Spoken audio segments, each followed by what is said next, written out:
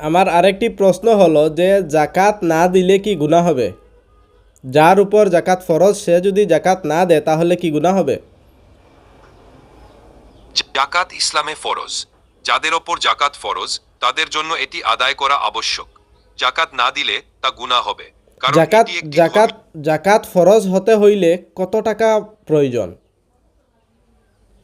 ইয়াকাত ফরজ হতে হলে আপনার সম্পদের নির্দিষ্ট পরিমাণ হতে হবে। সাধারণভাবে ইয়াকাত দেওয়ার জন্য আপনার সম্পদ বা সম্পত্তির পরিমাণ নেসাব সীমা পৌঁছাতে হবে। নেসাব হলো একটি নির্দিষ্ট পরিমাণ সম্পদ যা সাধারণত সোনা বা রূপার মূল্যের সমান। বর্তমান সময়ে ইয়াকাতের নেসাব সাধারণত 8.75 তোলা বা 500-325 গ্রাম সোনা বা তার সমান মূল্যে। যদি আপনার সম্পদ নেসাবের পরিমাণ পৌঁছায় এবং আপনি 1 বছর ধরে তা রাখেন, তাহলে আপনাকে আজকের 0.5 আজকের দিন হিসাবে কত টাকা হলে জাকাত দিতে হবে? ইয়াকাত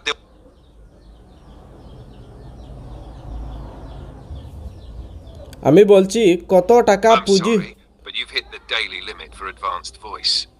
You can switch to standard now to keep chatting.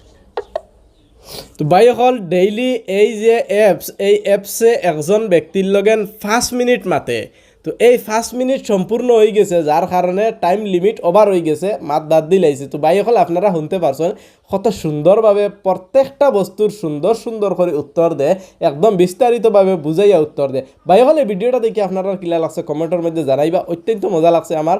এই মানে অ্যাপসও থাকিন বহুত সুন্দর সুন্দর জিনিস সকল জানা যায়। ভাই সকল যে জিনিস সম্পর্কে আপনি প্রশ্ন করবা সব বস্তুর উত্তর এই অ্যাপসের মধ্যে আছে। তো অত সুন্দর লাগছে, আপনার কাছে কিলা লাগছে কমেন্টের মধ্যে জানাইবা।